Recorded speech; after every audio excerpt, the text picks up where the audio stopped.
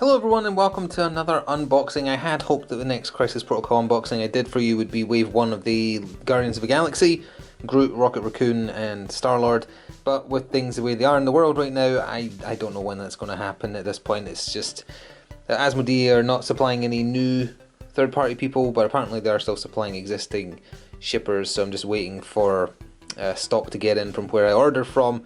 Holding out hopes for sometime in April, but I guess we'll see. So, for lack of anything better, I decided to go back and take a look at a release, CP08, that I did not get because it didn't super appeal, but I managed to find a very good price for it. So this is Shuri and Okoye from the Black Panther release, and with these two, as an addition, that would mean that we can start running the Wakanda affiliation in our matches here.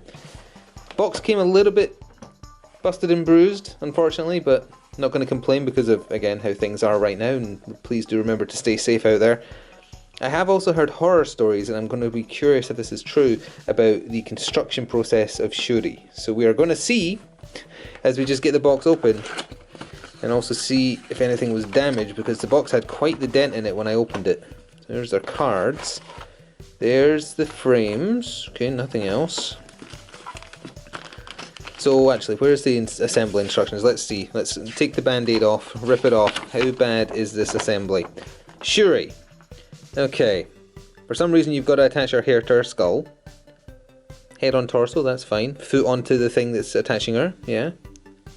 Oh, there we go. There we are. Why is that a thing? The Panther gauntlets. You've got to attach the lower jaw to the Panther, and then you've got to attach her forearm to the gauntlet. And then you attach the hands to her body. Yeah, that seems utterly unnecessary and very, very finicky. Okay. What about Okoye? She seems simple enough. Yeah, okay, that doesn't seem too bad. A little tassel on the side of a leg, that seems a little annoying, but other than that. But yeah, the jaw on the Panther gauntlet, sorry. Been watching too much Tiger King. That's utterly unnecessary as a step. It is also a little bit, I mean, I don't think it's a problem with Crisis Protocol miniatures, but in general, if you've only got one base connection, it can be a little bit risky. Any slight amount of pressure could potentially snap it. They use sturdy enough plastic that I don't think it would be an issue, but it is something that's frowned upon on miniatures just because they can be so flimsy.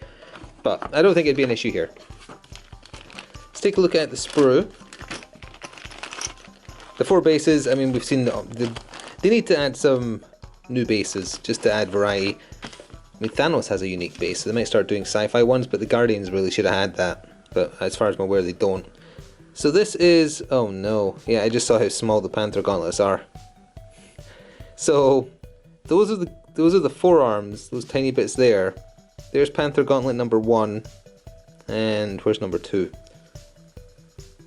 I'm not sure actually. But the part that's scary is that the lower jaw of the Panther gauntlets are those tiny bits there, so they've got to slot into the hand. Why is that a thing? You'd need tiny baby hands to do that easily. This is Loki's horns all over again. Well, this came out before Loki, I guess, but you know what I mean.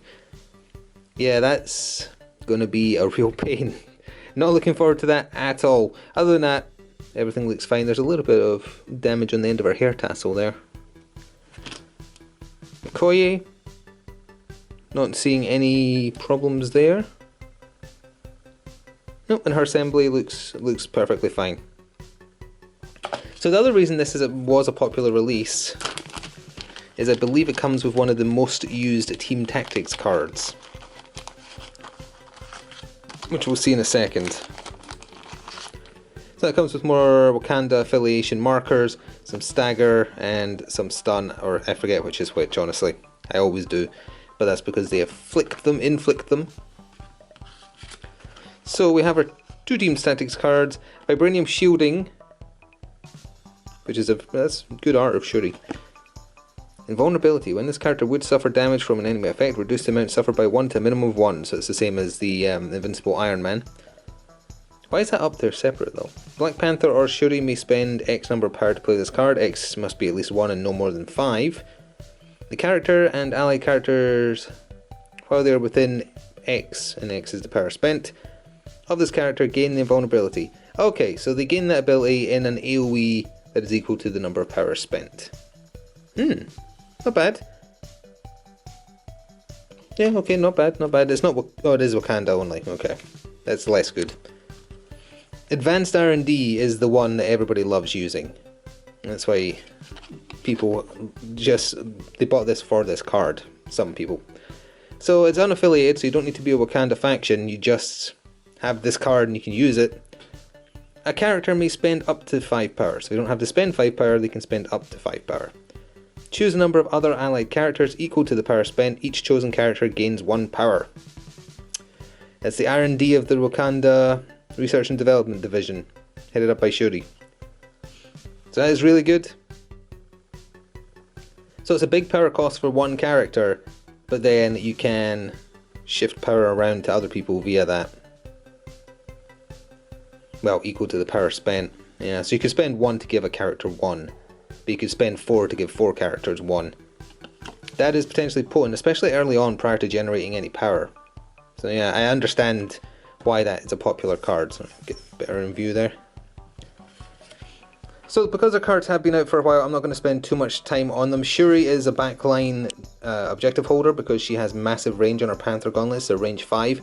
The downside is no matter how much damage you do with them, they only ever can do 1 damage. So she has a long range sniper objective holder. She can upgrade people, which is interesting. She's a super genius. She's head of the Wakanda Research and Development, as previously stated. I don't know if anything changes on her wounded side. Her health stayed the same. Yeah, I don't think anything changes on her wounded side. She's fairly tanky, she's only 3 threat. As I say, she's a backline holder in my opinion. She can do some damage, she can Sonic Crush if she has enough power. But, yeah, you know. I mean, I'm not going to know for sure until I see her on the table, which I have not, so. But just initial impressions, a low-ish cost. Like ideally you want your backline objective holders to be 2 or 3 threat, I think. And given that she also has range 5, similar to, the Winter Soldier's got what, range 4, range 5 on his assault rifle, that makes him kind of good for that as well. So perfectly fine, and obviously it can be combined with Black Panther and Killmonger to get the Wakanda affiliation going. Okoye, she is very cheap, she is 2 power, only 4 health, medium move. Vibranium Spear Blast, a couple of physical attacks, she's got Bodyguard.